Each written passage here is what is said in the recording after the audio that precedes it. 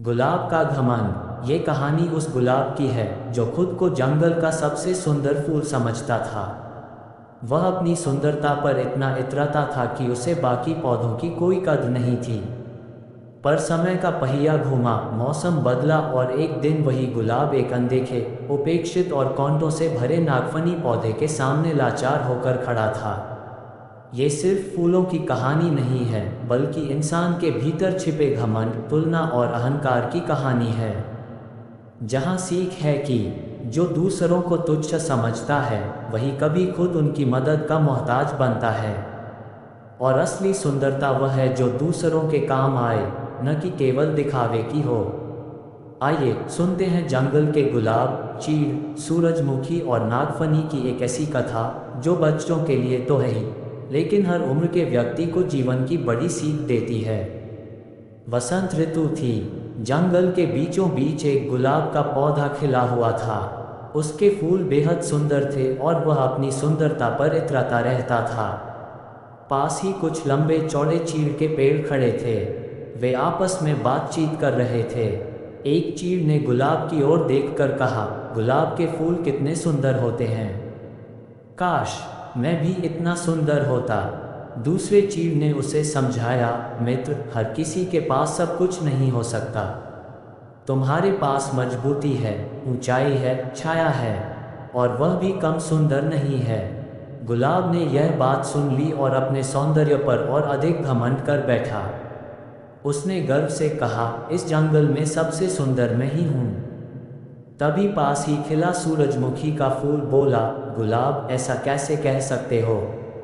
इस जंगल में बहुत सारे सुंदर फूल हैं और तुम बस उनमें से एक हो। गुलाब हंस पड़ा, लेकिन सब मेरी ही तारीफ करते हैं। और देखो उस नागफनी को कितना कुरूप है। उस पर तो कांटे ही कांटे हैं। कोई उसे देखना भी नहीं चाहता। चीड़ के पेड़ ने टोका, गुलाब, तुम खुद भी कांटों से भरे हो, फिर भी तुम सुंदर हो सकता है नागफनी में भी कोई अच्छाई हो। गुलाब को गुस्सा आ गया, तुम मेरे और उस नागफनी के कांटों की तुलना मत करो। मैं सुंदर हूँ, वह नहीं। ये तुलना ही अनुचित है। चीड़ ने बात बढ़ाना ठीक नहीं समझा और चुप हो गया। दूसरी ओर नागफनी का पौधा चुपचाप खड़ा रहा, उसने कुछ नहीं कहा। लेकिन गुलाब का व्यवहार और चिढ़ गया।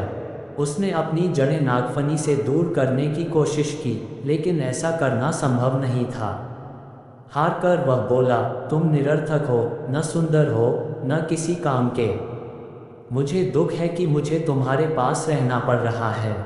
नागफनी ने संयम से कहा, भगवान ने किसी को भी व्यर्थ नहीं बनाया है। हर किसी में कोई न कोई विशेषता होती है। गुलाब ने उसकी बात को नज़रअंदाज कर दिया। समय बदला। वसंत ऋतु बीत गई और भीषण गर्मी का आगमन हुआ। तेज धूप से जंगल के कई पौधे सूखने लगे। गुलाब भी मुरझाने लगा। उसकी पत्तियां पीली पड़ने लगी और जड़ें सूखने लगीं।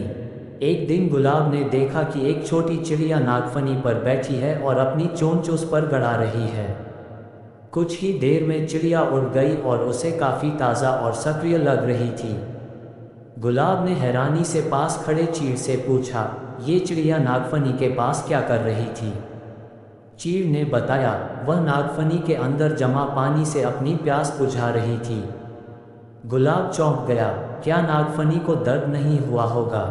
जरूर हुआ होगा, चीड़ ने जवाब दिया, लेकिन नागफनी ने उसकी मदद की क्योंकि वह दूसरों की तकलीफ को समझता है। गुलाब उदास हो गया, तो इस गर्मी में केवल नागफनी के पास पानी है और मैं सूख रहा हूँ। चीड़ ने सुझाव दिया, तुम नागफनी से मदद मांगो, वह जरूर मदद करेगा। गुलाब झिझका, क्योंकि उसने तो नागफनी का अपमान किया था। लेकिन अपनी हालत देखकर उसने हिम्मत जुटाई और नागफनी से मदद मांग ली। नागफनी मुस्कुराया और बोला, तुमने मुझे जो कहा वह मैं भूल चुका हूँ। मैं तुम्हारी मदद जरूर करूँगा। इसके बाद वही चिड़िया आए और नागफनी से पानी लेकर गुलाब की जड़ों में डालने लगी। कुछ ही दिनों में गुलाब फिर से हरा भरा हो गया। अब उसे अपनी गलती का एहसास हो गया था। उसने नागफनी से माफ़ी मांगी। सीख एक, किसी को उसके रूप रंग से मत आंको। असली सुंदरता उसके व्यवहार और उपयोगिता में होती है। 2.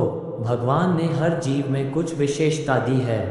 घमंड न करें, एक दूसरे की मदद से ही जीवन चलता है। गर्मी के भीषण दिनों में जब जंगल सूख गया, तब वही गुलाब जो दूसरों को तुच्छ समझता था, खुद मुरझा गया। और नागफनी, जिसे वह कुरूप, बेकार और कांटों से भरा कहता था, उसी ने उसे जीवन दान दिया। जब गुलाब ने मदद मांगी, तो नागफनी ने बिना किसी शिकवा के उसकी मदद की और उसे फिर से जीवन से भर दिया। उस दिन गुलाब को एहसास हुआ कि मैं सुंदर तो हूँ, पर मेरा घमंड मुझे कुरूप बना रहा था। इस कहानी से हमें क्या सीख मिलती है? 1. किसी को उसके रूप से मत आंको, असली सुंदरता तो व्यवहार में होती है। 2. हर जीव की अपनी उपयोगिता होती है, चाहे वह बाहर से कैसा भी दिखे। 3. घमंड विनाश का बीज होता है और विनम्रता जीवन की असली खुशबू। 4. दूसरों की मदद करना ही सबसे बड़ा सौंदर्य है और वही इंसान को महान बनाता है। अगर आपको ये कहानी अच्छी लगी हो तो कमेंट ज़रूर करें।